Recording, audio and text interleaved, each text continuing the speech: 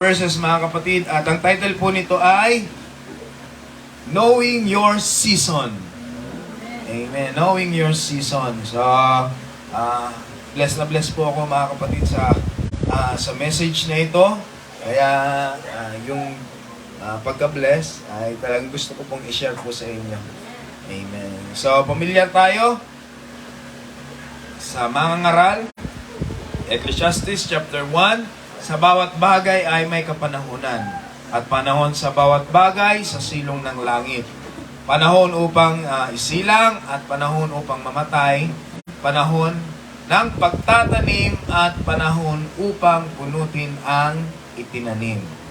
So, may idea na kayo mga kapatid? Ito po ay about sa pagtatanim. Amen. So, alam natin yan, bilang mga mananampalataya, marami po tayong itinatanim. Amen. Marami po tayong itinatanim na mga bagay, spiritual mga kapatid, para magkaroon po tayo ng aanihin.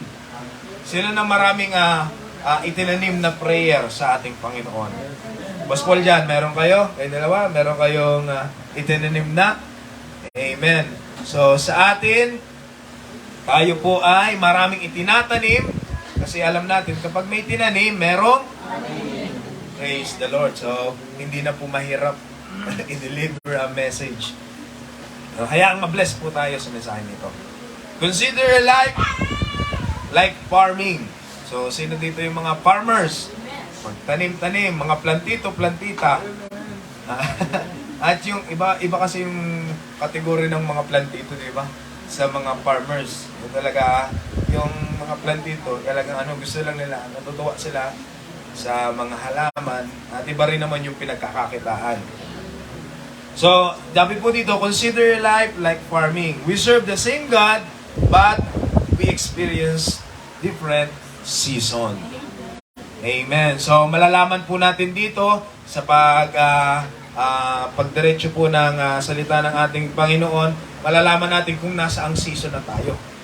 So, maging excited po tayo para malaman natin, nandito po pala ako sa season na ito. Kaya pala ganito yung nangyayari, kaya pala ganito yung sitwasyon, ito yung nararamdaman ko kasi nandito po pala ako sa season na ito. Amen. So, sa mga farmers, alam po nila yan. Ano pong pananim ang itinatanim po ngayong buwan, ganitong panahon? Tag-ano po ngayon? Mais. Ay, tag-mais pala yun. At ano pa po yung mga tanim? Gulay. Dire-diretso. Pag ganito pong, pag ganitong season. So, ayan. Si Brother Eddie, nagtatanim yan. Si Brother Eddie. Maraming pananim. Si Nanay Pilen. Kalabasa. Tapos na po ang sitaw. Tapos na ang sitaw. Ayan. So, sa atin, may mga iba't ibang season. So, ito po yung unang season. Planting season.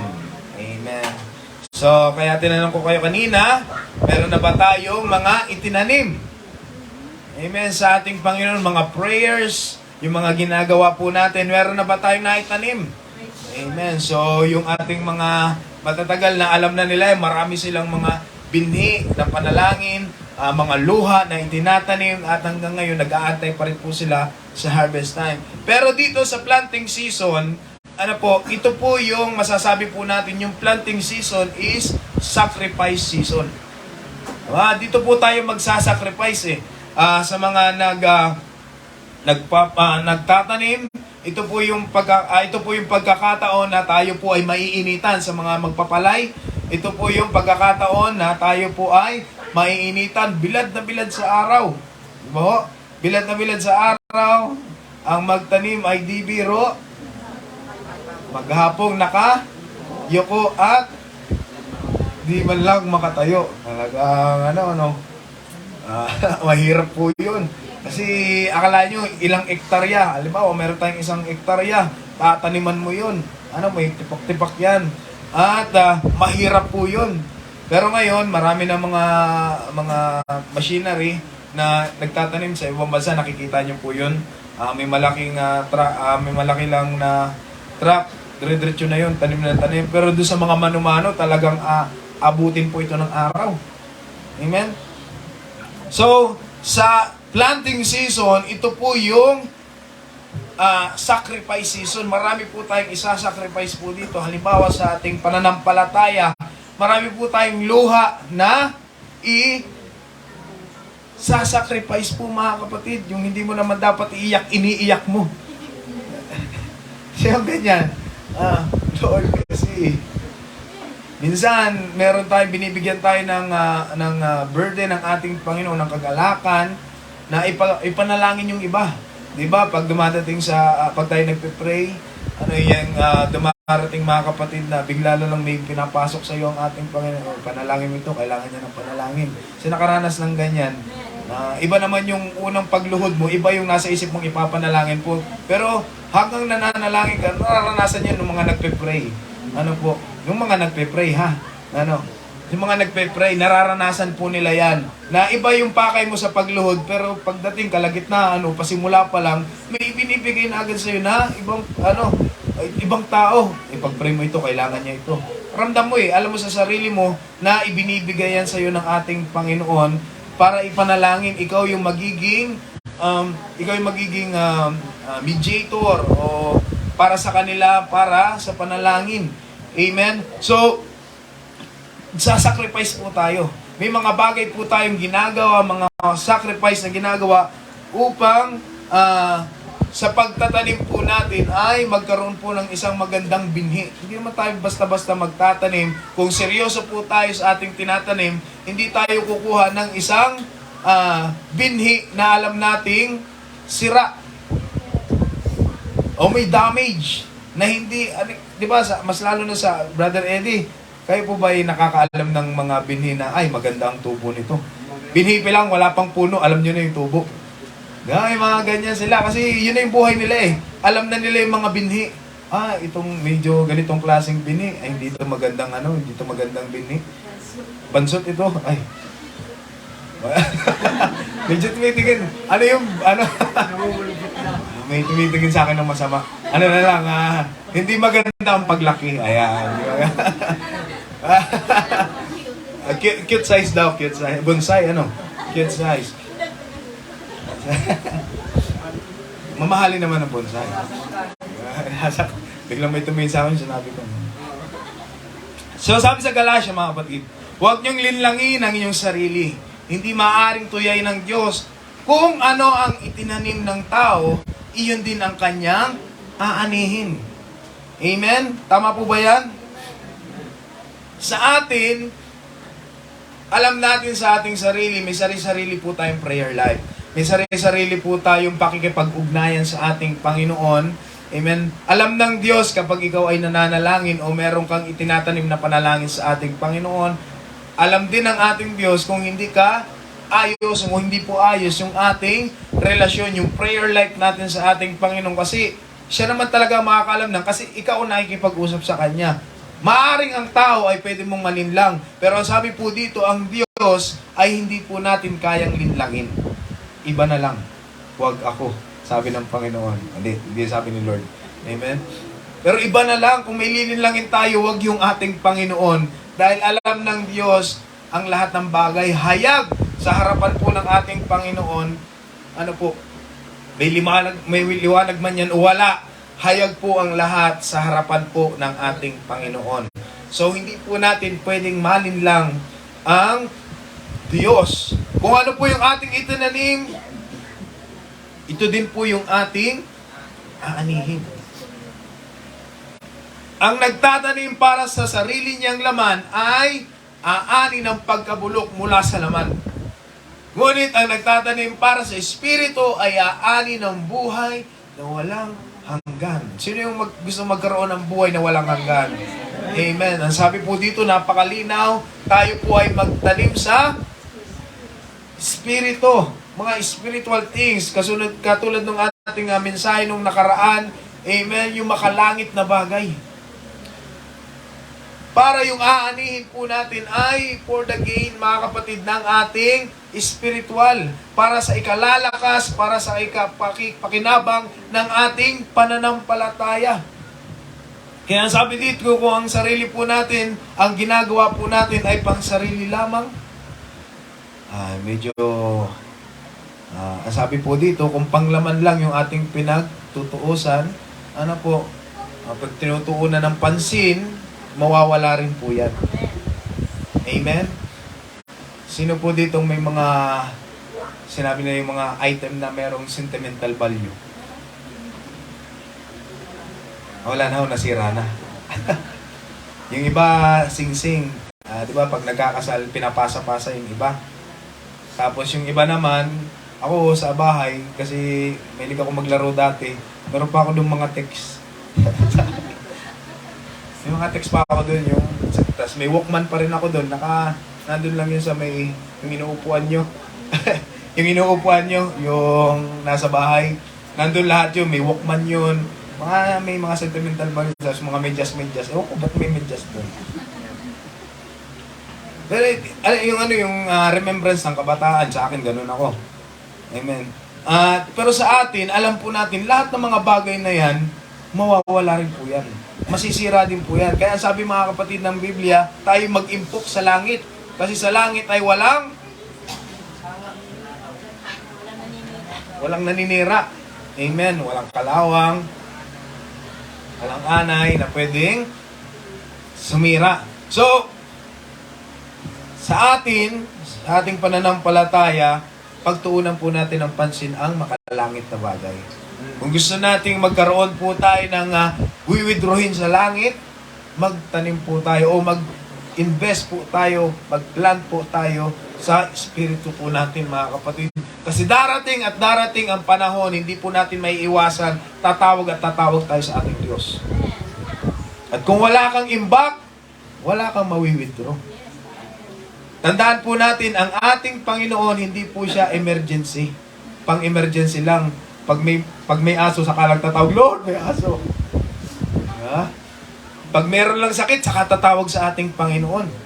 Pag meron lang kailangan, saka lang tatawag ang ating. Si Lord ay hindi po 911. Amen.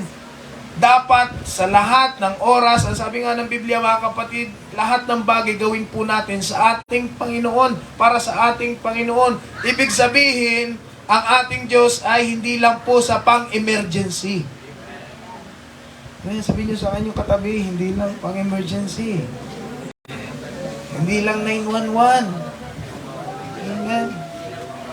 911, may delay pa yan. Lalo pag nasa Pilipinas ka, mga Amerikano man yung mga yan. May traffic. Ang ating Panginoon, instant, kapag tumawag ka sa ating Diyos at meron kang itinanim sa Espiritu, mga kapatid, na dyan po yung pagtugon ng ating Panginoon. Kaya mas pagtuunan po natin ito. Talagang yung planting season, ito po yung mag-sacrifice po tayo. Anong pwede natin i-sacrifice? Sacrifice natin yung sarili po natin. Yung time, yung effort po natin, lahat ng pwede natin i-sacrifice para sa ating Diyos, gawin po natin yan. Amen. At alam ko, at alam din ng bawat isa sa atin na hindi masasayang lahat ng mga sacrifices na ibinibigay natin sa ating Panginoon. Ang sabi ng Biblia, your labor is not in vain in the Lord. Lahat ng ginagawa po natin sa ating Panginoon, hindi po yan masasayang. Praise God. Kaya huwag tayong mapagod sa paggawa ng mabuti. Sapagkat pagdating ng takdang panahon, tayo ay aani kung hindi tayo susuko. Kung gusto nyong umani, walang susuko. At isa pa, sa planting season, hindi ibig sabihin nagtanim ka ngayon, bukas haharvestin mo na. Parang wala yata akong alam na ganung bagay. Na itinanim mo ngayon, kinabukasan, na-harvest ka na. Kaya ang sabi po dito, sacrifice. Sacrifice. Ibig sabihin, meron kang sacrifice. Isa-sacrifice mo yung time, yung effort, yung power, yung mga pawis, dugot pawis na sinasabi nila. Sacrifice po yan, mga kapatid. Hindi yan basta-basta makukuha mo lang. Pagkatanim mo, kuha agad. Sino yung mga may pera sa bangko? Pare-pares po tayo. Wala rin akong pera sa bangko. Nasa Gcash yung natin. Sa Gcash, hindi ko pa mabuksan. Meron yatang Pero yatang may troubleshoot yata sila ngayon.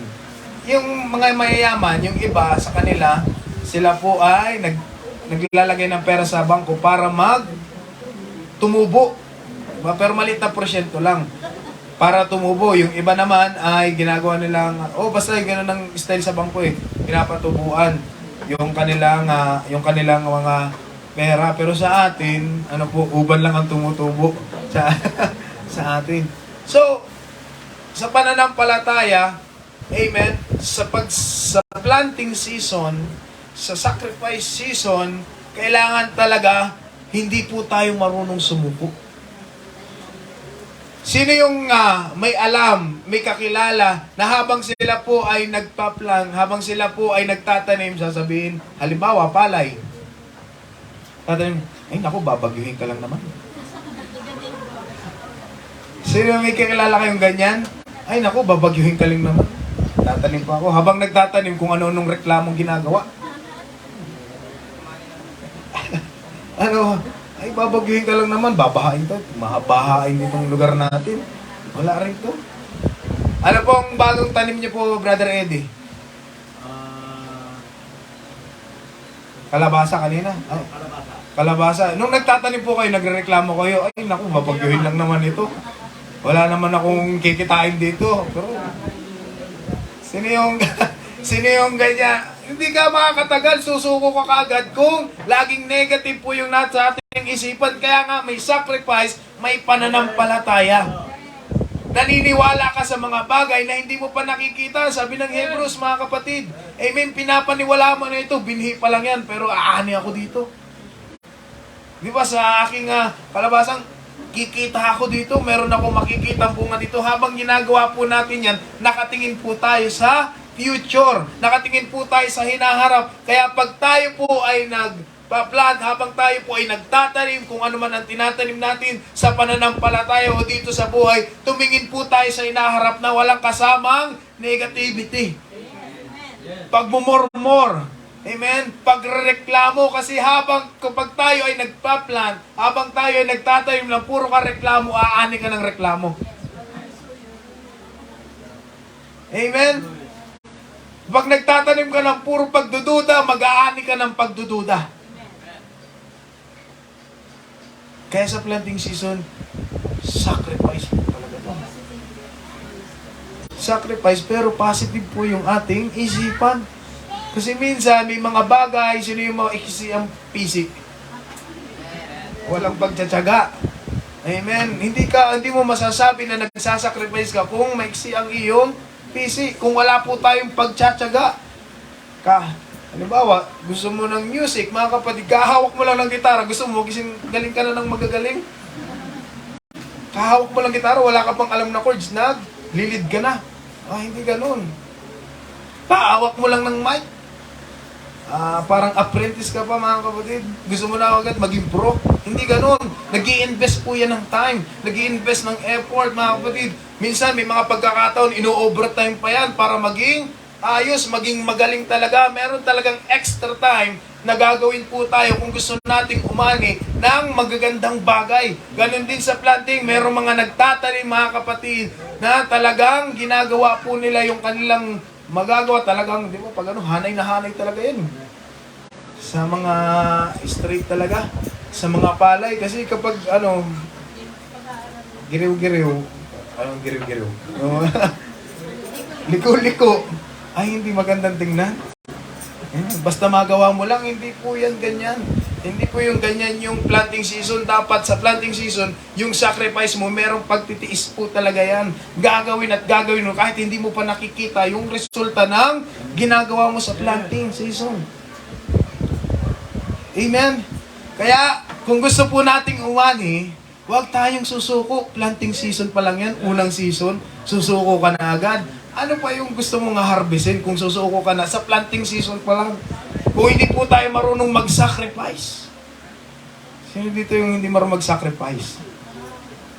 Gigising na nga lang ng maga para makapunta sa church, hindi pa magawa. Pwede naman mag-church nang hindi naliligo. Hindi man nila alam yun eh. Basa-basahin mo lang ng konti yung buhok mo, okay na yun. Hindi ka naman dadating dito. Pagdating niyo ba dito sa church, amuin ba namin kayo isa-isa? Ah, mag-spray ka ng pabango, okay na yun. Mukhang bagong ligo ka na. Amoy pala, amoy. Bagong ligo ka na. Kasi may mga pagkakataon, mga kapatid, na ayaw nating mag-sacrifice, pero tayo umaasa sa pagpapala ng ating Panginoon. Huwag gano'n. Amen? Wala kang sacrifice na ginagawa, umaasa ka pa ng malaki sa ating Panginoon. Praise the Lord. Ibahin po natin yung ating mindset. Kailangan magkaroon tayo, mga kapatid, ng isang magandang kaisipan. Hallelujah. Maunawaan po natin na yung sacrifice pala, kailangan pala ito ng effort. Kailangan pala ito trabahuin. Kailangan pala nito ng time. Kung maaari, extra time. Amen. OT. Overtime, TY. Amen. Planting season pa lang. Amen. Wala ka pang makikita dito. Sa panalangin natin, yung iba, yung kanilang planting season, years. Kasi marami silang ipinapanalangin, pamilya nila, iniisa-isa nila yan. Planting, nagpa-plant sila. Nagtatanim sila para sa kanilang pamilya o sa iyong trabaho o saan man, mga kapatid, minsan years. Amen, years. Ang ginagawa po natin, kung gusto nating maging maganda, minsan years ang inaabot. Pero alam po nating maganda yung kahinatnan. Kasunod na season, testing season. Sa mga hindi nakapasa sa planting season, ay mas lalo na dito. Kung ayaw niyong mag-sacrifice, ay mas lalo na sa testing. Amen. Kasi sa testing season, mga kapatid, dito yung papasok yung pain. Masasaktan ka po dito. Kasi minsan, kahit napakagandang abono na ginawa mo sa pagtatanim mo, meron diyang mga makukulit eh. Mga insekto, sisirain yung iyong mga pananim, o kaya meron sa mga halaman naman, may mga batang makukulit, pinaghahampas. Wala mang kinalaman yung alaman, pero pinaghahampas yung alaman. Pinakawalang hayop. Oh, pinakawalang hayop daw. Parang double yun nga tayo na. Ang pinakawalang di ba, yung mga alaga na may kambing, baka. Gusto pa man din ng mga kambing yung yung mga baka. Talagang sila kakainin nila kung ano yung masarap. Wala mong alam yan eh. Alam ba nila na pananim yun? Hindi naman alam nila yun. Ano po? So sa testing season, nandito yung pain. Dito tayo masasaktan. Amen? Kasi tetestingin po yung ating tinanim. Minsan, sino nakaganyang sitwasyon, mga kapatid, napakaganda ng prayer mo, talagang alam mo, sarili mo, talagang kampante ka, Lord. Alam ko na itong panalangin ko, alam kong kalooban mo ito. Alam kong yung aking kahilingan, ito ay months, years na ipinanalangin ko sa iyo. Alam ko, Lord, na binasbasan mo na ito. Pero may mga pagkakataon pa rin, amen, na tetestingin yan. Baka kasi mas mahal mo na yon. Ganyan yung ginamit kay Abraham, mga kapatid. Tinesting po siya. Kita naman ng ating Panginoon na talagang si Abraham faithful yan. Pero nung dumating yung blessing, tinesting siya doon. Baka mas mahal na niya yung blessing. Amen. So sa testing season, ito po yung maging handa po tayo kasi masasaktan talaga tayo dito. Amen. Dito na yung mga farmers, mga kapatid, dito na yung dumadating na yung bagyo. Wala man silang magawa, hindi naman pwede nilang sawayin ng bagyo at yan ay natural na yan. Di ba, masalo na sa Pilipinas, nasa 20 plus na bagyo ang kailangan dumaan sa isang taon. Normal yun. Normal pa yun, Normal yun. Kailangan dumaan. Kasi kapag hindi, abnormal na yun. Ganun naman talaga yun. Amen? So sabi sa Peter, mga minamahal, huwag kayong magtaka sa mamibigat na pagsubok na inyong dinaranas na para bang di pangkaraniwan. Sabi dito, para lang. Kunwari, sa Tagalog, bala-bala. Yan. Sa Lucena, bala-bala. Hindi alam ng taga-Maynila kung ano yung bala-bala. Ala-ala. Bala-bala. Kunwari. Para lang. Akala mo lang yun. Amen. Akala mo lang na hindi pangkaraniwan. Akala mo lang unique para sa iyo. Pero meron ding ibang mananampalataya na dumadanas din nan. Akala mo lang. Isa prank. Bala-bala. Sa halip, magalak kayo sa inyong pakikibahagi sa mga paghihirap ni Kristo upang maging lubos ang inyong kagalakan kapag nahayag na ang kanyang kalwalhatian. Praise the Lord.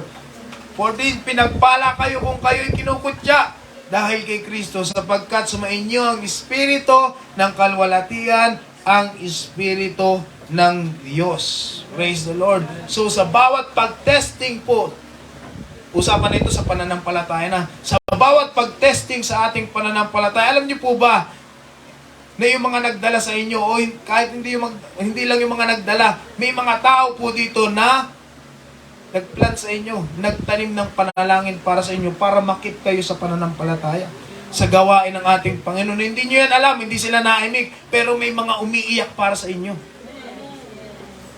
Hindi lang naman ako Marami pa dyan na merong ganitong puso, mga kapatid, na iiyakan po talaga nila yung mga tao kasi gusto nila na makip po sa pananampalataya, na maging ayos ang kanilang pananampalataya, na magkaroon po sila ng masaganang pamumuhay bilang mananampalataya at yung kanilang mga pinagdaraanan na pagsubok ay malagpasan. Alam niyo po bang may umiiyak sa inyo? Nasasaktan sila pag nasasaktan kayo. Nasasaktan sila, mga kapatid, kapag meron kayong pinagdaraanan na wala silang magawa, kundi manalangin para sa inyo. Hindi nyo yan nakikita. Kasi hindi man sila nagsasalita. Pero meron dito. Hindi lang sila naimik. Anong gusto? Ba't naman sasabihin? Secret, malalaman mo na lang. Nag-pray kita. Ganyan. Kaya makikita nyo, mga kapatid, kapag pinagpala ka ng ating Panginoon, isa sila sa masaya. Kasi yung kanilang itinanim na panalangin para sa inyo, ay nakikita po nilang na-achieve mo. Nakikita mo. Amen. Kaya wag po tayong susuko sa pananampalataya kasi kapag nasasaktan ka, meron ding nasasaktang iba.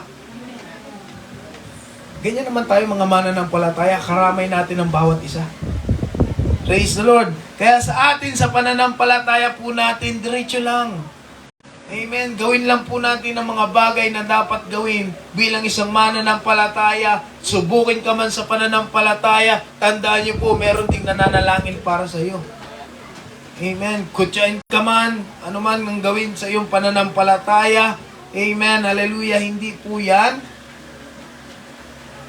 Hindi yan mananaig.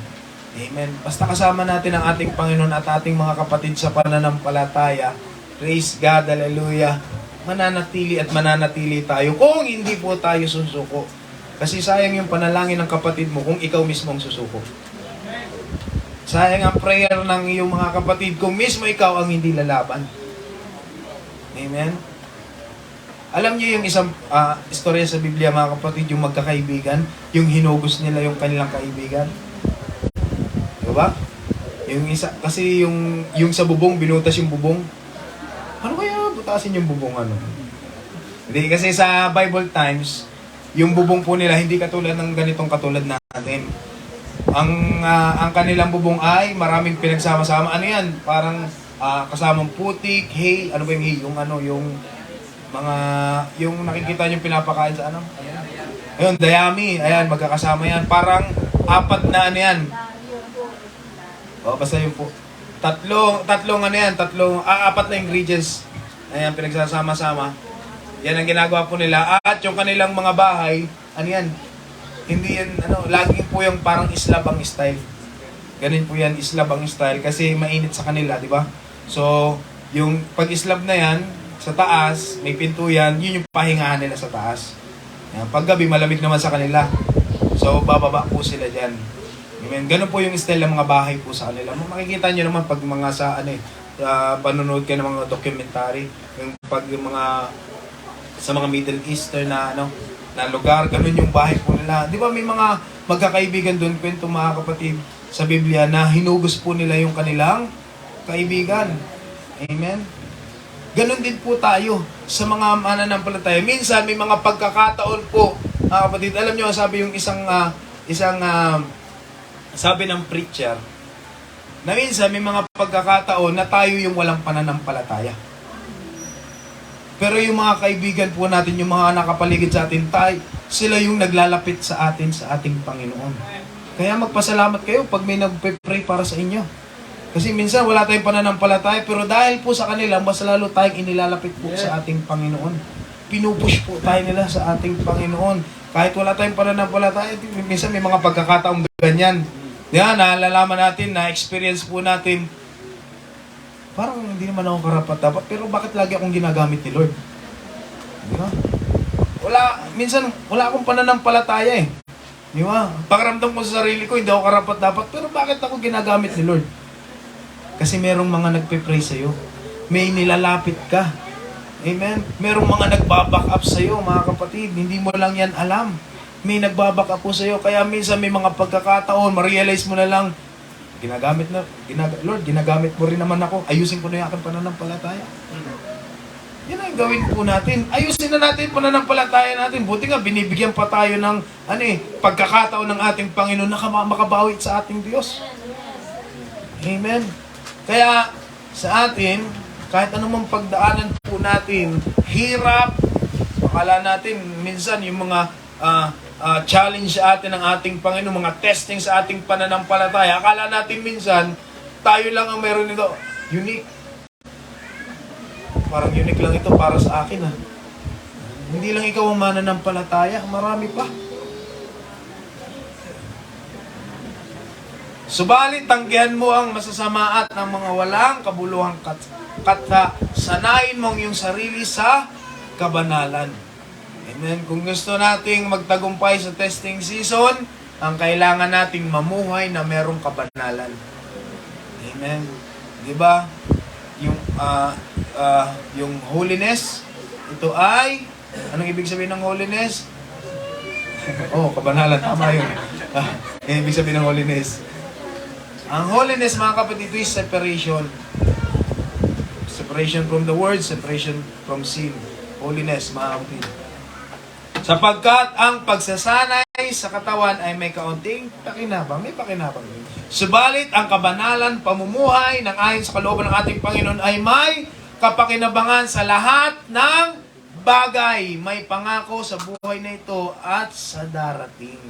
Amen? So, sa testing period, sa testing season, nasasaktan man tayo, pero wag po nating kakalimutan na gawin ang kalooban ng ating Panginoon. Di ba yan yung sekreto po ni Job? Grabe yung testing po sa kanila. Wala ka sa lolo ko. Kay Lolo Job, grabe yung testing na ginawa sa kanya. Hindi mo kaya yun. Grabe yung lolo ko. Si Job, mga kapatid. Pero yung testing niya, tinetesting niya, pero ang sabi doon mga kapatid, hindi po niya iniwanan yung lakad, ang sabi niya doon, mas ibinalyo pa niya yung salita ng ating Panginoon kaysa sa kanyang pagkain. Amen. Ibig sabihin, kahit anong testing na mangyari po sa atin, wag na wag po tayong aalis sa ating Panginoon. Amen. Ito yung maraming pagkakamali ng mga tao o yung mga mananampalataya na kapag sila ay nasasaktan, kapag sila po ay nasa testing period, umaalis po sila sa ating Panginoon. Yan po yung pinaka nakakahibang na desisyon. Sabi ng Biblia, mangmang. Amen. Pinakamangmang na desisyon na gagawin po natin. Bakit? Saan ka kukuha ng lakas? Sa mundo? Testingin nga natin kung saan ka makakuha ng lakas doon. Ang kalakasan ng ating espiritu, ng ating kaluluwa ay nanggagaling sa ating Panginoon. Amen. Kaya kapag tayo ay nasasaktan, kapag tayo mga kapatid ay nahihirapan, mas lalo pa tayong dumikit sa ating Panginoon. Mas hanapin pa natin ang presensya ng ating Panginoon. Dahil sa ating Panginoon, kapag tayo ay nasa ilalim ng kanyang banal na presensya, diyan po tayo makakakuha ng kagalakan, kalakasan, kapahingahan sa ilalim ng presensya ng ating Panginoon. Kaya kahit nasasaktan po tayo, kahit natitisod po tayo, o ano man ang nararanasan natin sa pananampalataya, sa presensya ng ating Panginoon, diyan ka sumukob, mga kapatid. Amen. Hallelujah. Sa atin minsan, mali yung pag-iisip natin. Nasaktan ka na, aalis ka pa. Saktan ka na, punta ka kay Lord, doon ka magsumbong. Amen.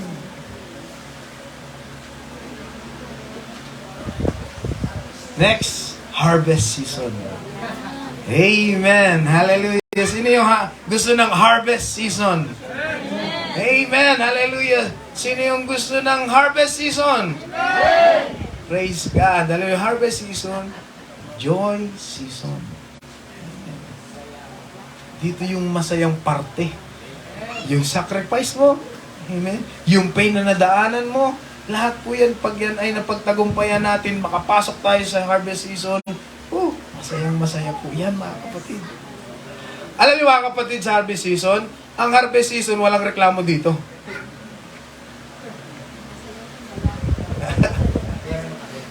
Pero na kasi.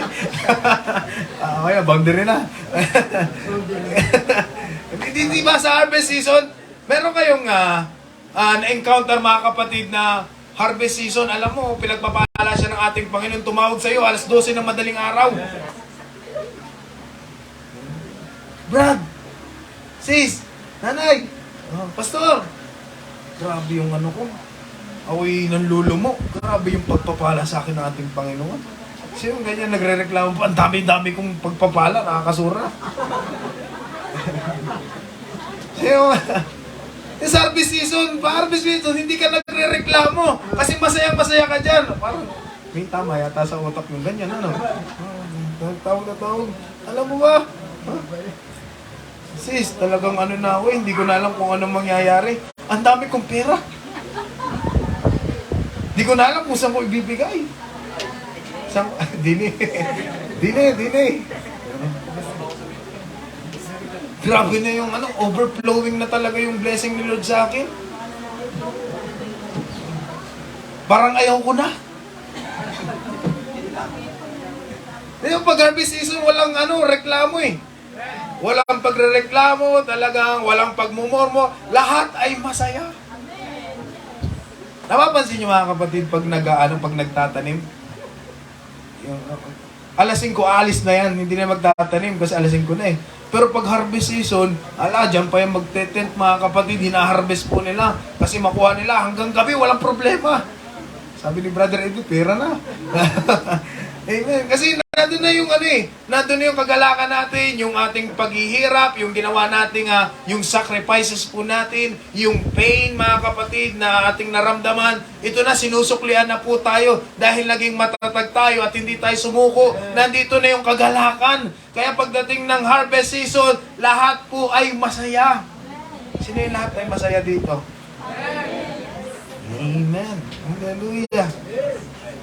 Alam niyo mga kapatid, ito lang ang may karapatan lang sa harvest season ay yung mga taong nagtagumpay sa 2 unang season.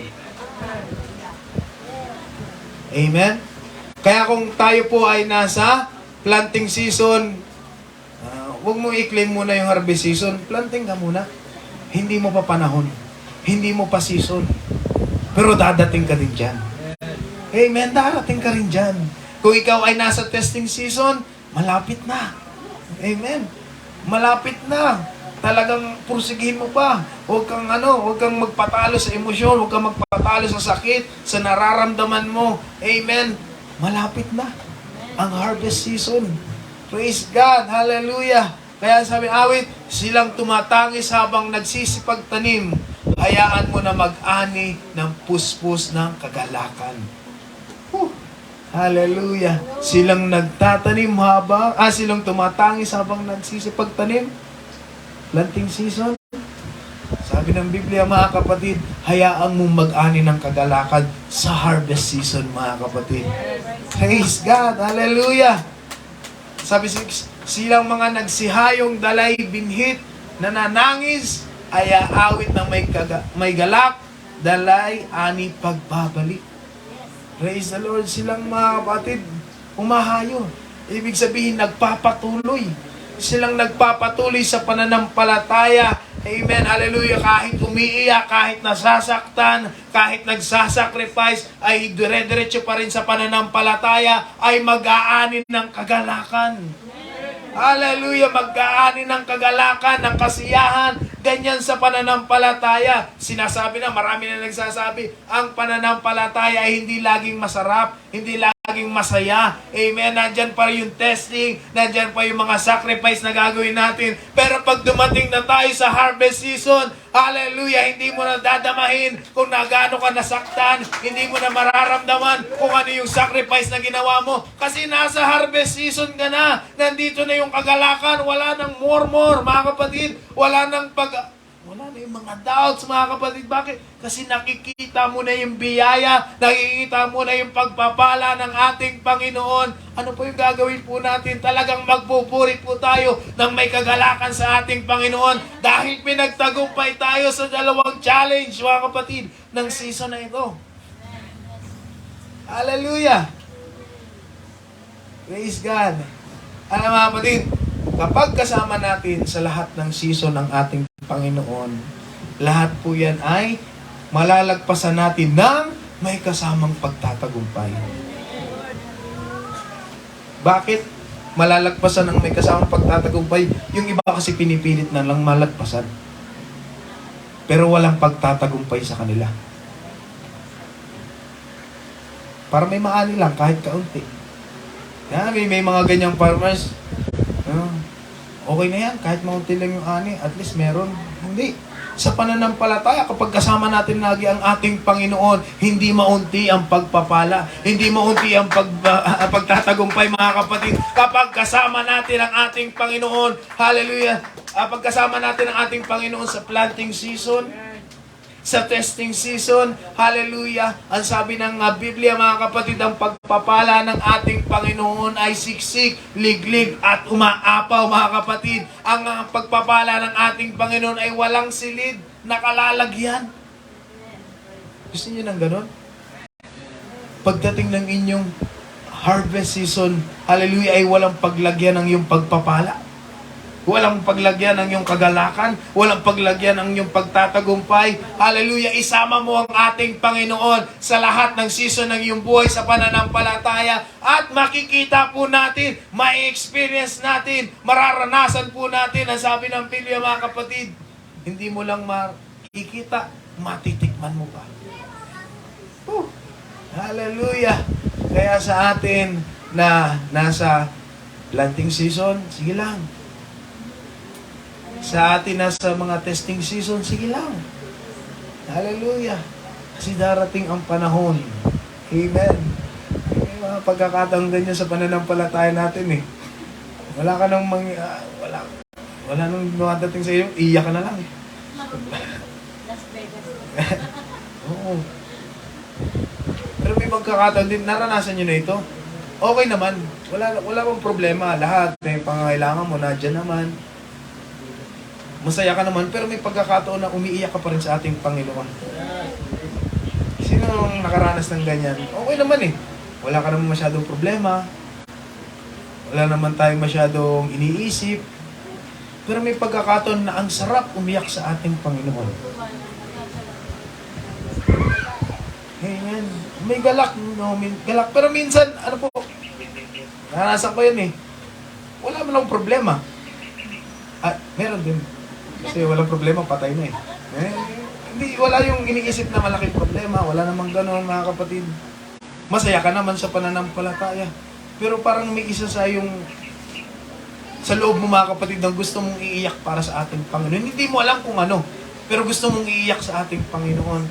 At once na maiiyak na po natin yan, nandiyan yung kagalakan. Hindi natin alam kung ano yun eh. Kaya sabi ng Biblia, di ba? Mayroong ano eh, yung, tawag dito, yung pag-iyak natin, merong, hindi tayo marunong manalangin. Kaya minsan, dinadaan natin sa pag-iyak natin kasi yung Espiritu yun ay pag-ugnay sa ating Panginoon. Ano po? Kaya sa atin, mga mananampalataya, amen, kasama po yan. Amen. At once, mga kapatid, na nandito na po tayo sa harvest season, kahit tayo ay nasa pag-aatog ng ating harvest season, mag-plant pa rin tayo. Huwag natin kalimutan, mga kapatid, na magtanim ulit para iikot uli yan.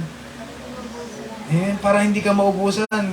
Kasi alam nyo, hanggat nandito po tayo, baka tayo katulad ng taong parang nanalong jackpot na sa loto, yung kamalig niya, ilasak niya kasi gumawa siya ng mas malaki. Sabi niya doon, wala na akong iisipin.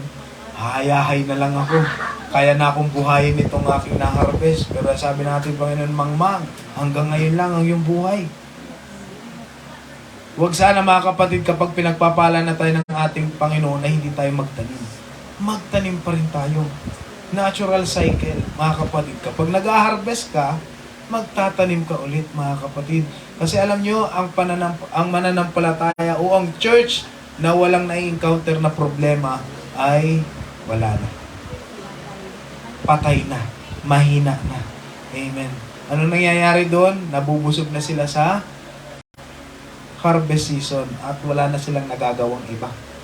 Kaya sa atin, sa church, mga kapatid, sa ating pananampalataya, hayaan lang na dumaan tayo sa planting season.